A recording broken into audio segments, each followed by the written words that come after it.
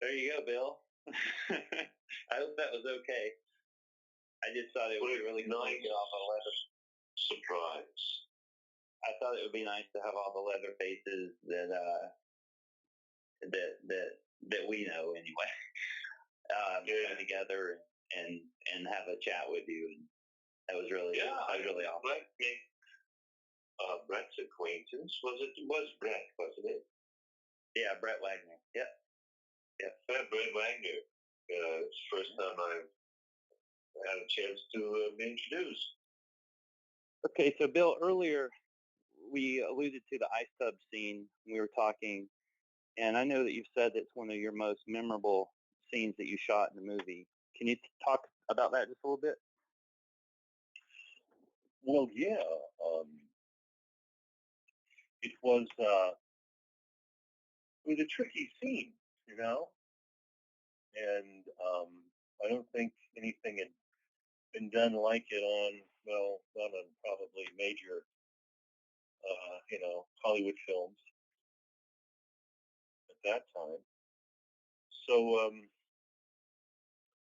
Caroline is in the break room at the radio station trying to hide, and she's caught out, and she runs to the ice tub, and she gets on it, and she backs away, and chainsaws slam down between her, right between her open legs into the crushed ice and all the soft drinks. Big hiss of steam comes up from a smoking saw, probably punctured a couple of cans. And Toby's guiding me from off camera. He knows exactly what he wants, and a lot of some actors don't like being, coached. Yeah. And fortunately, I was trained in a sort of old school style, starting out at Lawnmowers College, and got a lot of minute instructions while being on stage in a scene.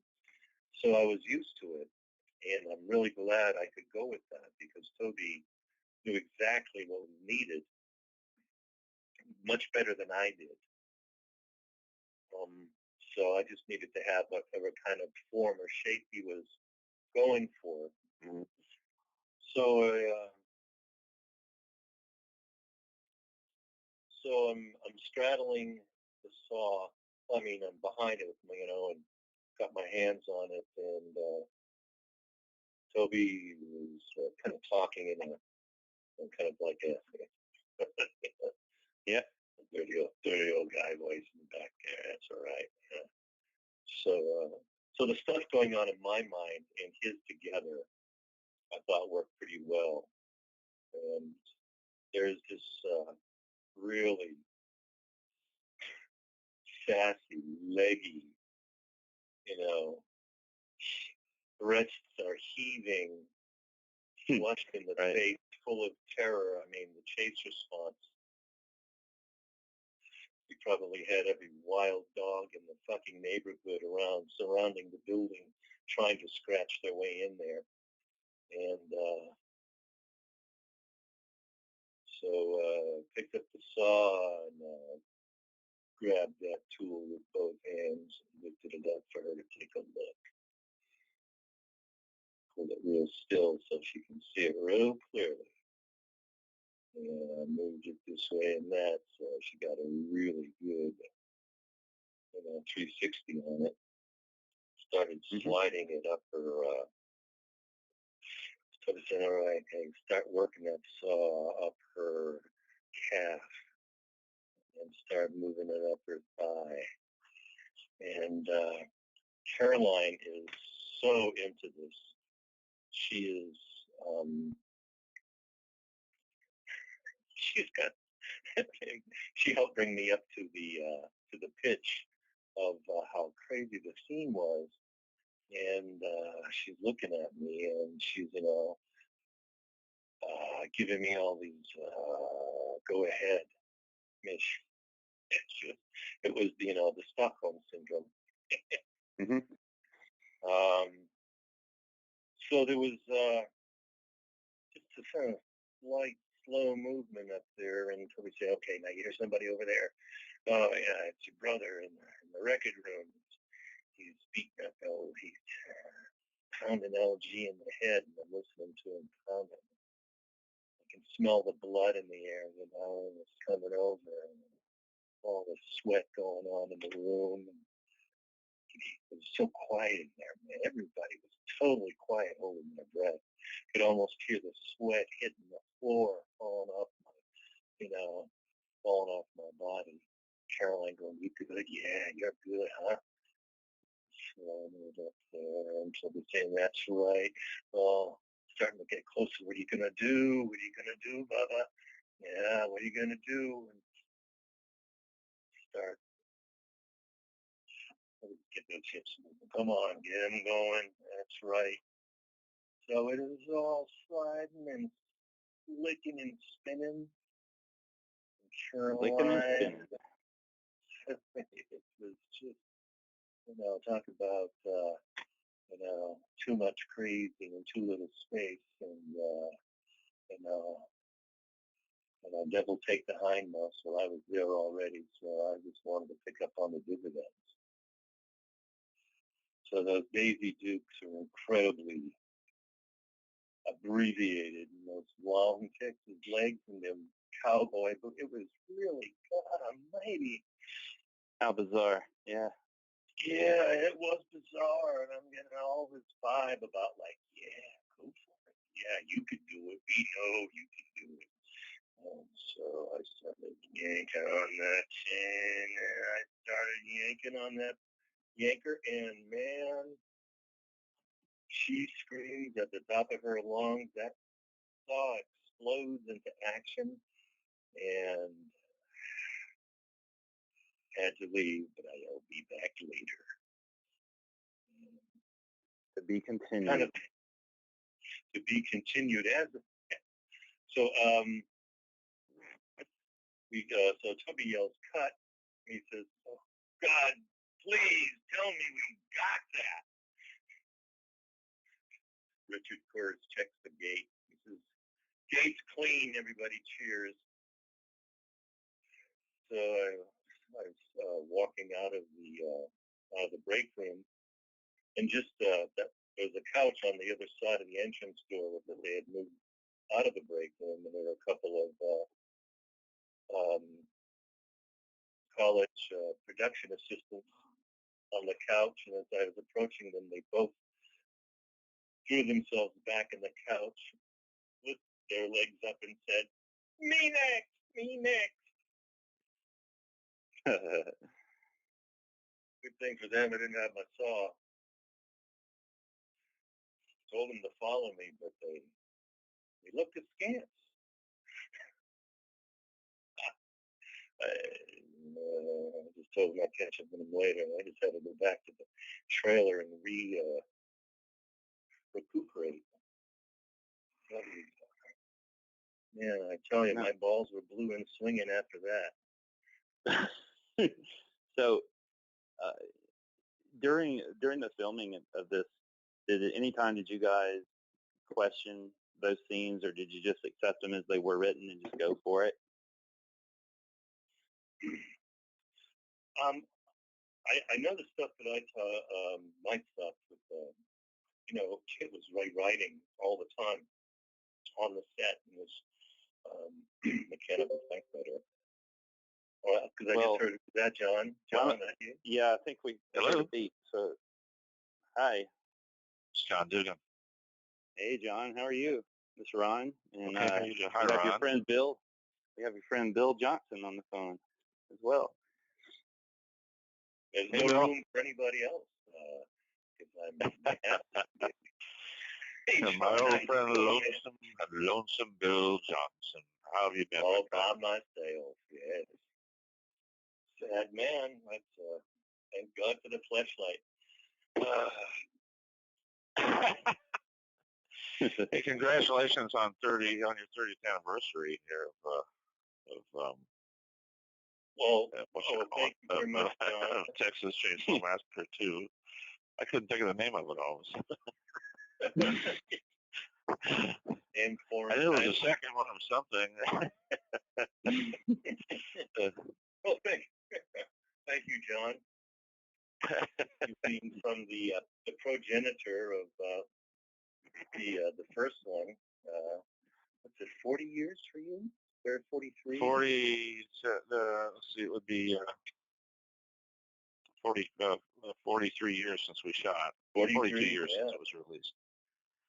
So yeah, I got you, John. I got a question for you real quick, just because this just came up. When you were shooting this 43 years ago, did you have any inclination that this amount of time would pass and that movie would have had such an impact in cinema and the world and just goodness, all the movies that would be coming from it? I mean, it's amazing, isn't it? No, as I've said many times, had we known that it was going to be so huge, we would all have had lawyers and agents and shit like that. Right. But who would have knew? We were young actors making our first movie, Right. So we were happy to be there. Yeah, definitely. That was the year that I became a professional actor. I had 3 paying acting jobs. I did an industrial training video for Combined Insurance Companies of America. And I did a children's play at the Goodman Theater in Chicago called Taradiddle Tales. And I quit that to go to Texas and do the Texas Chainsaw Massacre. So, and I got paid for all 3 gigs, not much on any of them, but still. Right. That was it. I had a paycheck. I had the check stub from that industrial training film in my wallet until it just disintegrated. I should have framed it or something. But, in the past few months, I've mentioned to folks, and a lot of people will be hearing it now for the first time, I think. But John, you've agreed to work with Dan and I, and hopefully Bill and Brett, and maybe RA, and who knows who else on our project of Slaughter Farm. Yeah. And I tell people, I'm like, yeah, John Dugan is going to be in the movie, and I say he played Grandpa in the original Texas Chainsaw, and they're like, wow, how old is he now? Yeah, is he still alive? Yeah. Oh my God, he must be 250 years old. But no, you were like 18, 19, 20, something like that when you. I was 20. Like, no, I was 20 years. I was 20 years old. Yeah. Yeah, so I'm like, no, he's a young man. Yeah. They really did a trick. I mean, they really did a trick with that makeup. It was something else. And you recently the guy that did it was Oh, go ahead, please. The guy that did it was a plastic surgeon. So he was a hobbyist. He wasn't really a professional makeup guy. He was a plastic surgeon, an artist, a sculptor, and he also was a photographer for Penthouse magazine for many years. So he was, young, talented, stinking rich. Hated him. Right. But, yeah, you just want to slap him, Right. God, he had his house up in the Boston Hills. It was a sort of what's his name, prairie style. He's a architect. Anyway, tucked up into this hill, and with a in-ground cement and tile swimming pool that was tucked into these rocks. And like a Frank Lloyd Wright or something. Well, that's what I was thinking of. Frank Lloyd Wright's kind of house, and his master bedroom suite had a sliding glass door that had a small wooden platform that was over the deep end of the pool, so he could it was on the second story, and he could roll out of bed, slide open the door, and dive into the fucking pool. Somebody has some Yeah, fucking So I money. just want to slap him. Damn.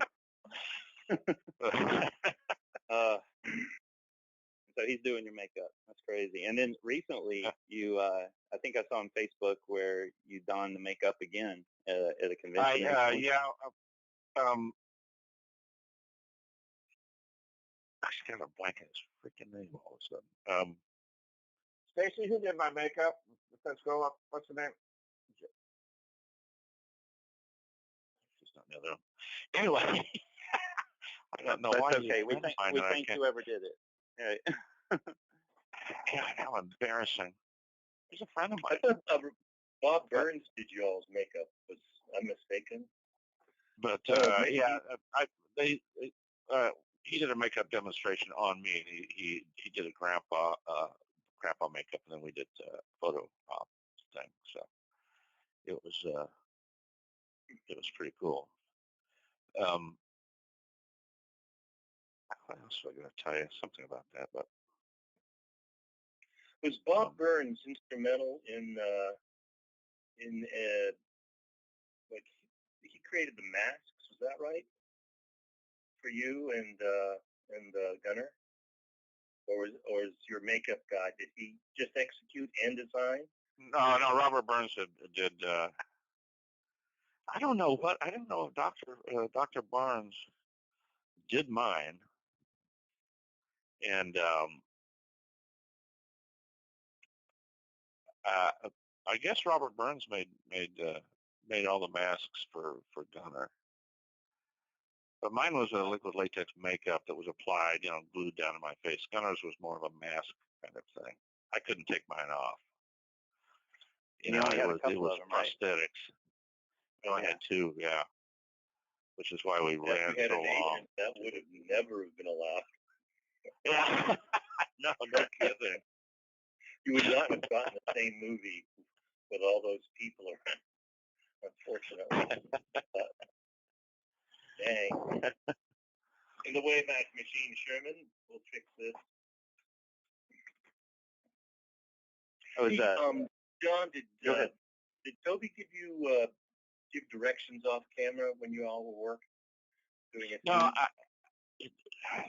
the way that I remember it, and this was 43 years ago, but it seems that that Toby was sort of more concerned with. He was head to head with the cinematographer all the time, and it seemed to me that Kim Henkel gave more of the actors directions. He was more with us on that character development sort of thing. Mm-hmm. Because he basically wrote the dialogue. He wrote most of the dialogue, and so he gave me most of my direction, and I think that was pretty much because he was constantly writing too. He was adding stuff all the time. He'd write something down on a legal sheet and tear it off and hand it to somebody. Try this. So he was kind of the actor's director, and Toby, except for the technical, like where to stand sort of thing. It was more concerned with the look, the look and the shot and the lighting and that sort of thing.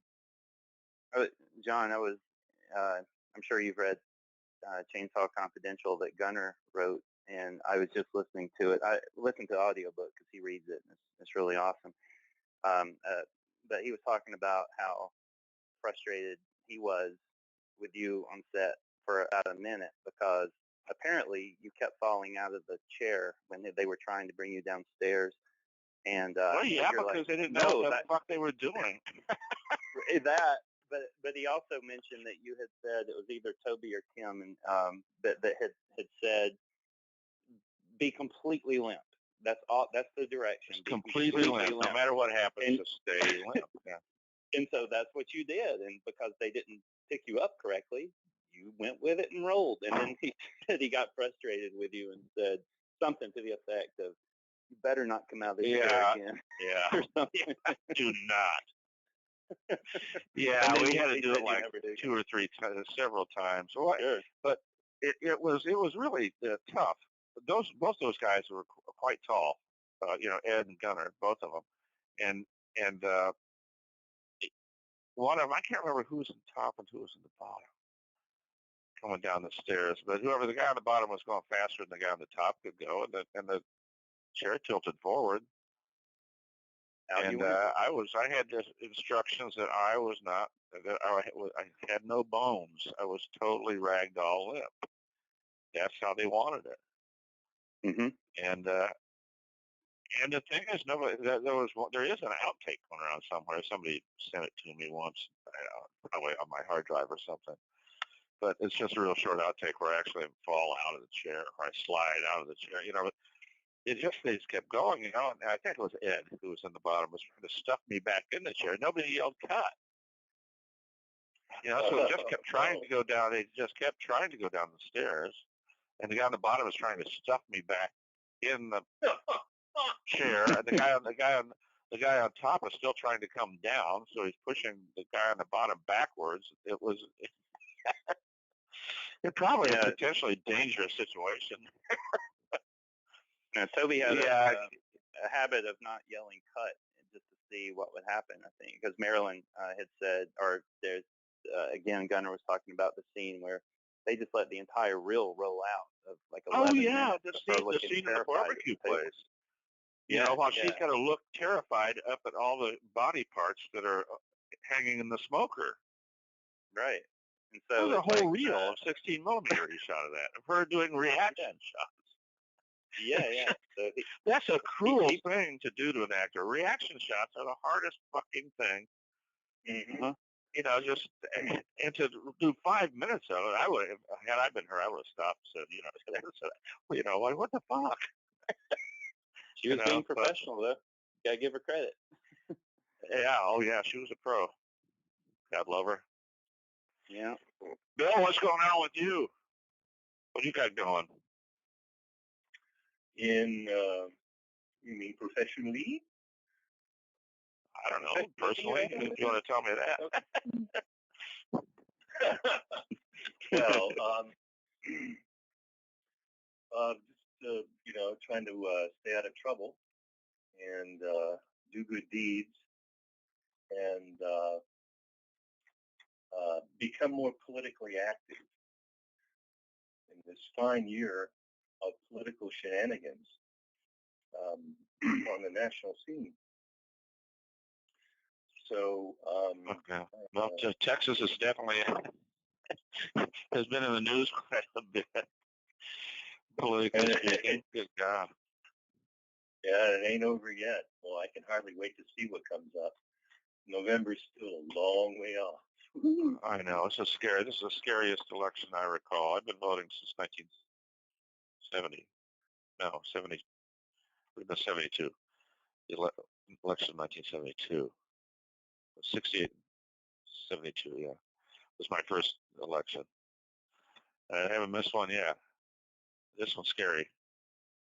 Very scary. It's just gotten so damn weird. Isn't it? I know, John, you post a lot on Facebook. I've learned quite a bit, actually. You don't know that, but I've learned quite a bit from just following you and reading your posts, your political commentary. Yeah, I've tried to back off. I got that because there was a lot of fighting, bickering, and things going on my Facebook page. So I've tried to back off that a little bit. Yeah, it just became unpleasant, and which I didn't want it to be a political forum. I do, feel like it's my page and it's my right to post whatever I want. Free speech, absolutely. I find myself getting pissed off, being angry.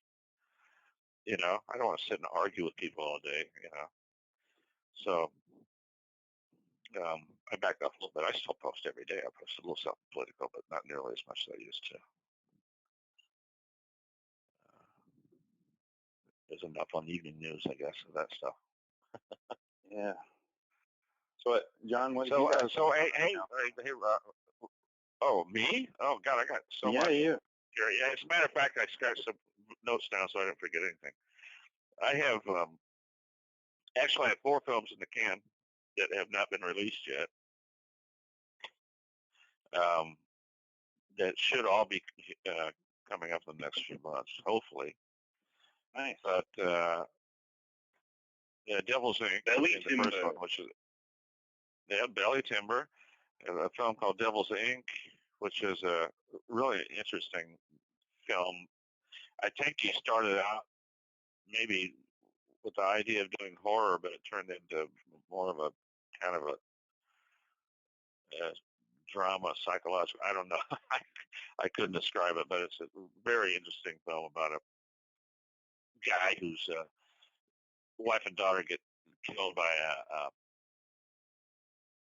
a like a drunk driver, and the guy gets away with it. And he's reading about this ancient ritual where if you tattoo tattoo the victim's body with the blood of the perpetrator, the person responsible for the person's death, that they will bring them back to life. It's a really kind of bizarre thing. And I play this asshole mayor of the town whose son is the one who ran down these 2 women. And it's a really nice piece. I can't wait till it comes out. Then Belly Timber is a film about supposedly based on a true story about cannibalism in the Midwest in the 1700s. I think it's or the early 1800s, late 1700s, early 1800s sort of thing, with like Irish and Scottish immigrants. And I do the wraparound on that. I'm Grandpa telling. I do the. I tell the story. Let me tell you. A long time ago, here, to his grandchildren. So I'm in the beginning and I'm in the end. And then I did a stop motion World War II film using Green Army men, World War II Army men. I voiced a commanding officer in that. Nice. It's called the Devil Dogs of Kilo Company. Colonel Talaska. Yeah. And so it's an interesting, Colonel Talaska. It is. I couldn't think of the character's name. And then I did a film. I did a film with back in Texas, in Corpus Christi, called Deviant Behavior, and it's about a sicko serial killer, sexual deviant serial killer, and I play a grizzled old detective who,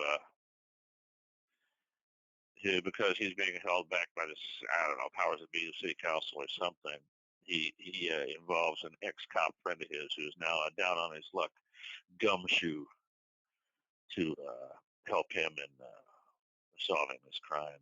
And that was great, being back in Texas working, and being in Corpus, and having a room right on the fucking beach. Nice. Which was very nice, yeah. A little bit different than the accommodations on Texas Chainsaw, I'm sure. Yes, they were. a little bit different. And then I have like 4 films pending coming up this year. William Frost, which any day I'm expecting a call saying, can you be in I think they're shooting in Palm Springs. Can you be there next week sort of thing. It's just beautiful like area. that's an any day now thing, just waiting on the call. And that's one of those like whole, cast of thousands from the, anybody who's ever been almost half the people ever done a modern horror film involved. I don't know. I play a cop in that. I do a lot of cops for some reason. And then a film called Spider with my good friend Dana Nofke, who wrote and is directing. I think she co-wrote and is directing. Maybe she wrote the whole thing. Directing this film. It's called Spider, and it'll be shooting, I think, in Athens, Georgia, next year. And it's kind of a gothic southern horror thing, which I'm really never heard that description before. That sounds good. And then I'll be doing Rock Paper Dead with that's Vic Miller from the what did he write? The one, the summer camp, the first Friday the 13th. And he has written a marvelous script. That's another serial killer thing. A guy gets out for some reason, is cured after being in a hospital for the criminally insane for 30 years. They let him out. Oh, he's good now. He's fine now. And of course, he goes on another killing spree. And I'll be playing the sadistic psychiatrist in the mental hospital. Nice role. Real something you can chew on there.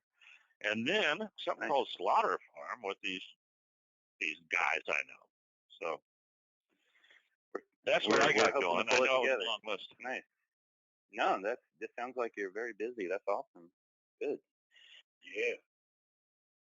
I've had a pretty busy couple of years. It just really ground to a halt this first of the year. And you're doing but I got a couple cons coming up. Well? Yeah, I'm going to be in Missouri, Lebanon, Missouri next weekend at MegaCon, which is a Comic Con in a small town outside of Springfield, Missouri, and then I'll be at it used to be called Fright Night Film Fest, Fandom Fest in Louisville, Kentucky. Be back, appearing in my old hometown. Well, the place where I lived for many, many years, not my original hometown, but be appearing there for the first time in about, 6 or 7 years, I guess. And that's the show. The first con I did when I started doing these was his first show, and it was my first show too. So it'll be nice to be back. How long have you been on the convention? Sorry, 10 years. 10 years. Yeah. I think it's 10 years this year, maybe 9. Damn near 10 years. And I don't have anything solid until September. I'll be in San Antonio, Texas. It's something there. Something or other con. Or if it's still I think it has the word con in it. Maybe it's con. Who knows? There's so many of them. Yeah. So, Bill, you writing? You still writing voraciously? Yeah. I'm working on a bizarre screenplay, hoping to never see it done. People always hope that movie will be produced. Why is that? Is that like a reverse psychology thing? Yeah, everybody will be fucking, what are you doing, man? You don't want this to be done? This is awesome. No one's going to do this. This is a closet. Oh, Bill. Man, I haven't seen you. Well, I haven't seen you since... God, what was that? Was it Texas or New York? Either Austin, Texas, or Syracuse, New York. Yeah, it was Syracuse. No, I've seen you since then because I said it's been a long time. You said I saw you in Syracuse. Well, damn, I'm just getting so old I can't remember anymore. House 4. Do you remember? House 4 in October last year. The heavy metal one. The guys doing over there in Texas. Yeah, it was right here in Austin. Yeah. Phil Anselmo. Yes, exactly. Oh, the tragic weekend, Jesus. That poor fella. Phil's partner. Oh yeah, his partner died of a heart attack while we were there on Sunday. Yeah. Damn. Yeah. That was a nice show too. First time I'd seen Guar in their outfits. Wow. Oh yeah, me too. And I was like coming out of the men's room, and I was trying to get back to my table, and they were coming into the room where they were going to sign, and I was in their way. I just stopped and looked up, and all these guys are in costume. One of them looked at me and went, "Move, mortal." I was like, "Oh, sorry, man." Oops, sorry. Instead of going, "Wait a minute, Daniel, do you know who the fuck I am?" You move. I have to be Grandpa from the original Texas Chainsaw Massacre. And their costumes exploded into fire. Yeah.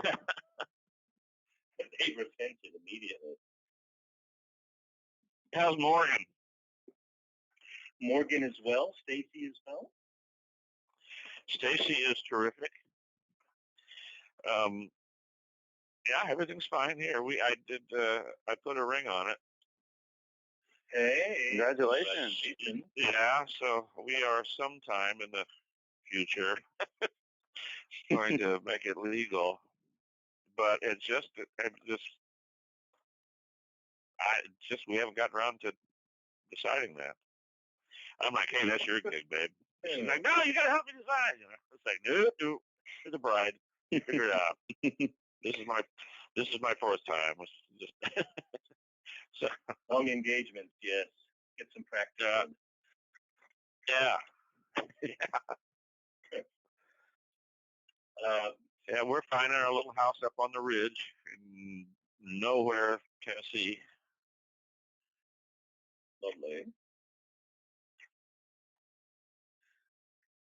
You do a bit of writing yourself, is that right, John? Oh, no, nothing like you. No. If you like it,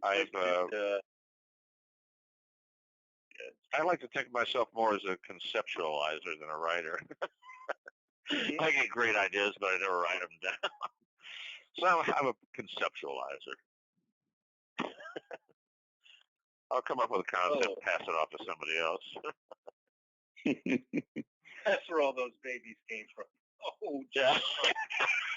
It's much easier. Oh. There's got to be a script right there. So what's the deal? What's the deal? What's the deal, Ron? What's the deal? What's the deal on Oh man. Well, we're seeking funding now, and Dan wrote a fantastic script, and this interview with Bill might be the first time a lot of folks have heard some of the actors' names associated with the project, and I hope that gives it a little bit of steam to get it going. But I love the we've script. got a couple of teasers. So yeah, me too. There's a couple of scenes in the movie that I feel like, I mean, you got to follow a certain pattern. You got to follow a certain, whatever. But there's a couple of scenes where, as I was reading it for the first time, and it really shocked me. No details, but when Rosemary has Jessica on the table and the decision that she made at that moment. Touchdown! No! It's just like spoiler alert. No. I know exactly what you're talking about. No, it's just I know exactly what you're talking really? about. It's like, really? That, damn, it's, I think it's really. It's kind of like the Sophie's Choice of low budget horror. Yeah. I mean, I don't know if you're familiar with Sophie's Choice, but I recall reading the book and thinking the whole time, what is Sophie's Choice? Where's the title of this book? And then when it comes to that, it's like I had to put the book down and almost go throw up. It was like, oh my god. Yeah. I tell folks that without giving too much away, I say we hope to do to hikers what Jaws did to swimmers, and there you go. Yeah, absolutely. Like make you think twice before you go out. Yeah. So we'll try to keep up the steam and get this project made. I'm really excited about it, and I think it's gonna be awesome. It really is. It's gonna be good. No doubt. And I appreciate both of you guys for considering it. It's I think there's something to be said for the number of people. The ability to work with Dan again. Well, he and I didn't really. We worked on a film, the same film, but we didn't get to work together. I was about to actually met him. No, I met Dan Yeager on the road at a horror convention that we were both. I know he came to set. He came to set, and they documented it. He got to meet Gunner and all of that. He had stayed awake. He was Dan is that's why I think he's such a great writer in some respects, is because he's such a huge fan of horror. And they shot all night on his unit, and they had a second unit shooting during the day where they recreated the house that you guys were in so many years ago. And he's like, Yes. I gotta go, and and he went, and he watched some filming there, and actually today, of course, if people are listening to this at some point in the future, which they will, that today won't make a big difference to them, but he posted a picture of the house burning. So I assume he took that with his cell phone or whatever, because you can see all the crew in the picture and everything. So he was just a huge fan, and he was so happy to meet Gunner that day. But he apparently, I guess what you're saying is he didn't get to meet you that day.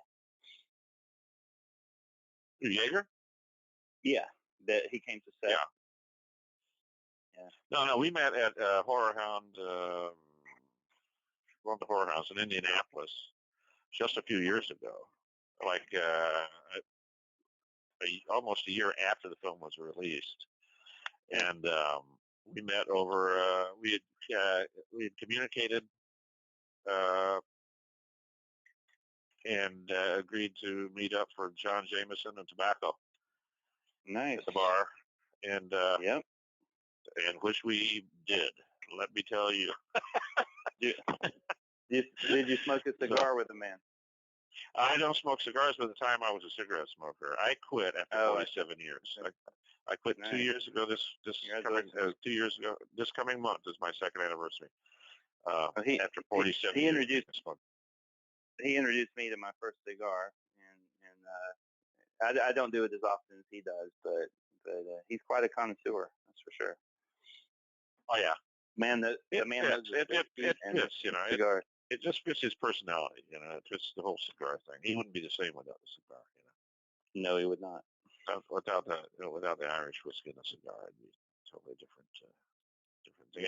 Yeah. When we were cutting.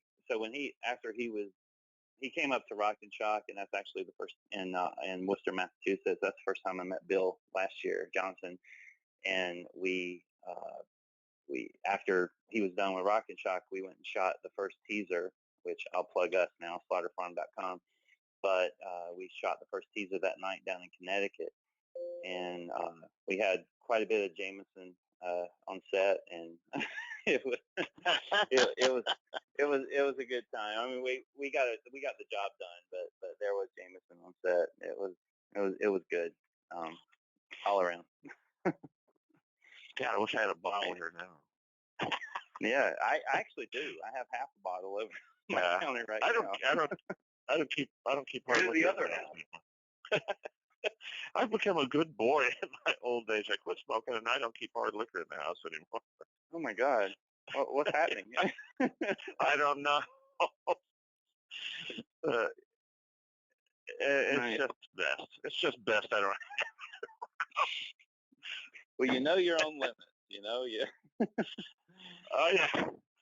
It's called the fine art of maintaining a buzz, and there's ways to do it, and there's ways not to do it. You've done them all, isn't that right, John? What? And you've done them all. You have a long history of trial and error. Yes, I do.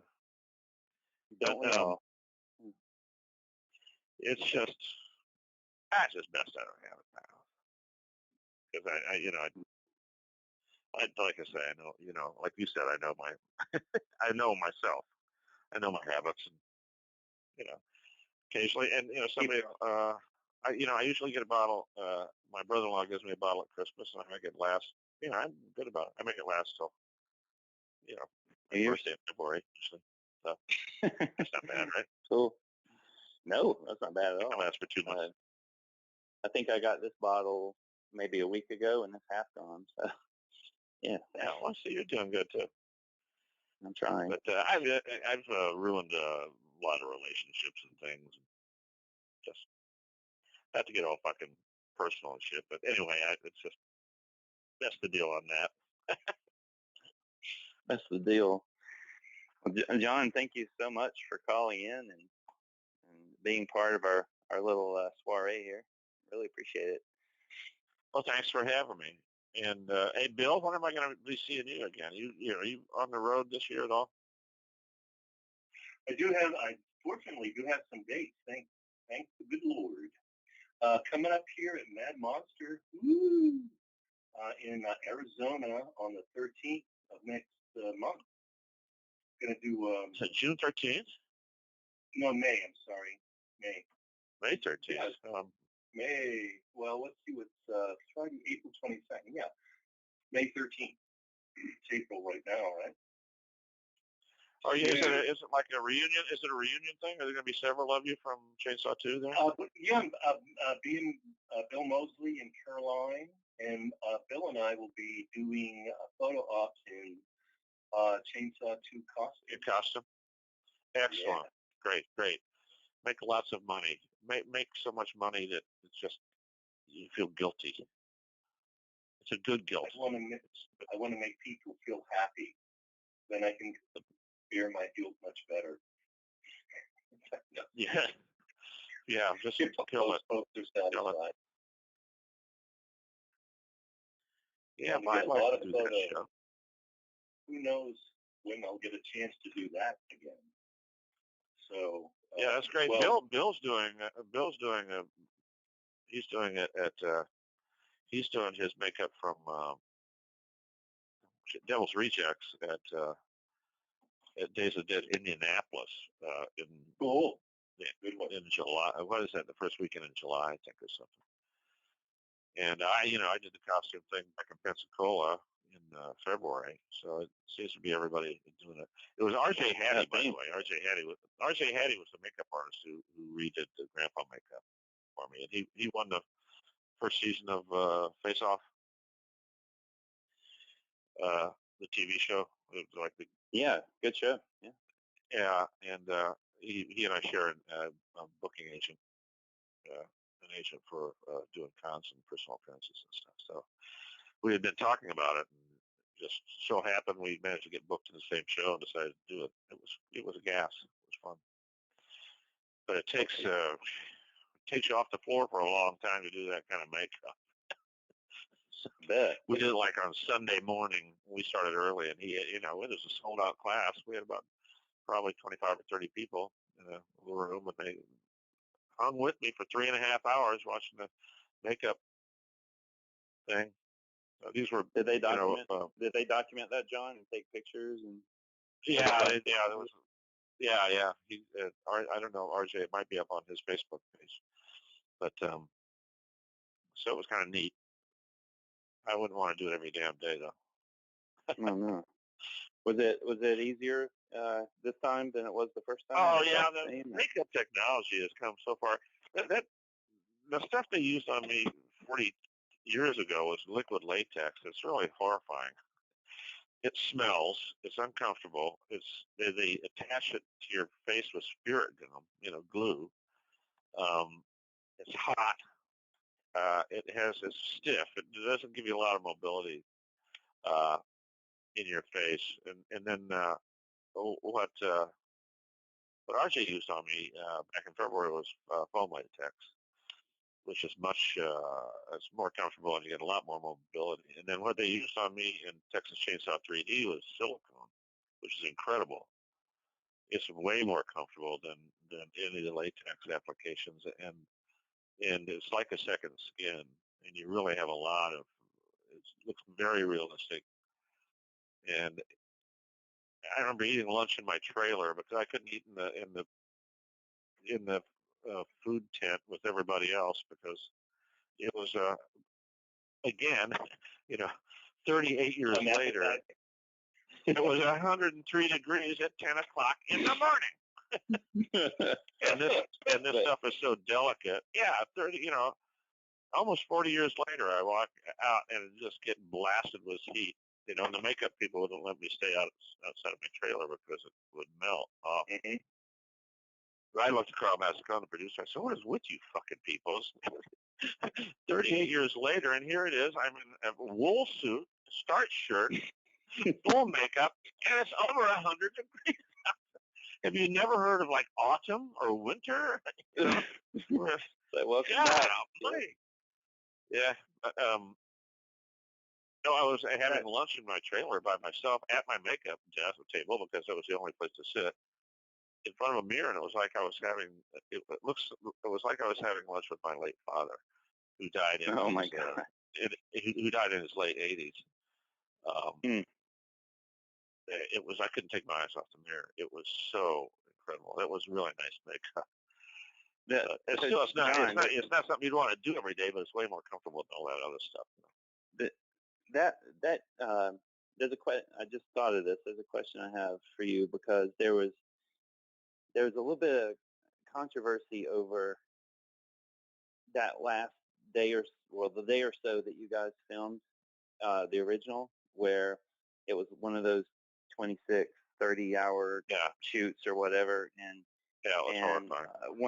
One thing that I had read was that you guys only had a couple of masks, and so you had to get it. We only had two sets of prosthetic. Yeah. Yeah, and then the other thing was that I refused to do it. Jim, no, yeah, but it was Jim Speedo, is that his name? Yeah. I'm blanking. That's his name. But he had the problem was that he had to leave, so that's why he had to leave, and they had to get rid of both of us that last day. And he had another acting gig, and he had to leave. They didn't have another set of prosthetics for me, and I had to leave. So we just had to keep shooting. It wasn't because I said I'm not going to put it on again. Yeah. What I heard about you was that you're like, are you kidding me? I'm on the movie set. I would have done it over and over and over again. Of course I would. And I was a 20-year-old actor. Of course I would have done it. And they would have had to give me a day off to recoup or something. You must have lost a couple of pounds. I mean, you were thin anyway. I only. But you know what? I weigh almost twice as much now as I did then. I weighed probably 100. I weighed about 110 pounds then. And because there was a scene, I think a graveyard scene that actually, am I right? It was deleted. You didn't actually end up in it, but you shot. Yeah. And then you guys went and shot that scene, and so thank you for clearing that up for me because I was pretty sure that. Well, Toby has, Toby said some things, like that I wouldn't. I don't know if it was Toby. Somebody started the rumor that I said just for dramatic effect. That Dugan said he wouldn't do. That was it. He wouldn't do it anymore, and that was simply not true. And I've had to correct people. The entire mystique of the Texas Chainsaw Massacre. Well, you read Chainsaw Confidential. A lot of it kind of reads like Rosh Hashanah. If you're familiar with the Japanese play. Rosh Hashanah. Rosh Hashanah. What did I say? Rosh Hashanah is something else. Yeah. It was a Jewish holiday. Rosh Hashanah. Yeah. Rosh Hashanah. I meant, where several different versions of the same story. And I think that's the point that Gunnar was trying to make in Chainsaw Confidential. One of the points was everybody's memories are different. Mm-hmm. He just let us tell our stories and play them off each other. It was a really well done book. Yeah, it really was. I sold my signed copy of it. Really? Yeah, I sure did. Isn't that awful? Oh well. But yes, I did. Who would have known? What happened last year with Gunnar? I mean, Yeah, as a matter of fact, tomorrow's his memorial service. Are you? Wow. And it's a. Here, I happen to have the thing right here. I've had it on my desk for months. Betty said. Is it in Maine where he lives? It's in Maine, yes. It's an invitation The Neighborhood House, Northeast Harbor, Maine, Saturday, April 23rd, 2016, 4 to 6 p.m. The sharing of stories about our friend Gunnar Hansen, wine and hors d'oeuvres, or RSVP, the gathering of friends and family.